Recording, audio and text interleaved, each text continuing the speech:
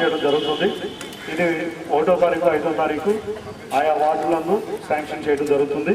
ఈ కార్యక్రమానికి ముఖ్య అతిథిగా విచ్చేసినటువంటి గౌరవనీయులు పెద్దలు శ్రీమతి బంగారు విశ్వనాథ్ గదాని గారికి, పాలకొల్లు శాసనసభ్యులు, అదేవిధంగా వేదిక మీద అలంకరించిన ఇతర పెద్దలకు, ఈ కార్యక్రమాన్ని విచ్చేసిన అందరికీ కూడా నా హృదయపూర్వక ఆహ్వానం పలుకుతూ, ఈ సంవత్సరం ఇప్పుడు మనం ఈ యొక్క పెన్షన్లో కొత్తగా మంజూరైనవి 296 మందికి పట్టణం మొత్తం మీద 31 వార్డుల్లో కూడా మంజూరు చేయడం జరిగింది.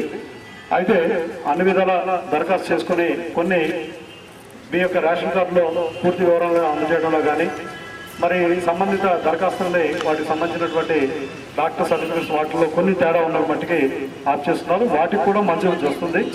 దీంట్లో ఏ విధమైనటువంటి మంజూరుకి సంబంధించి అంటే ఈ ఊరికి ఇన్నే శాంక్షన్ చేయాలని కూడా లేదు. మొత్తం అర్హత కలిగిన వారందరికీ కూడా పెన్షన్ వచ్చే విధంగా కూడా మనం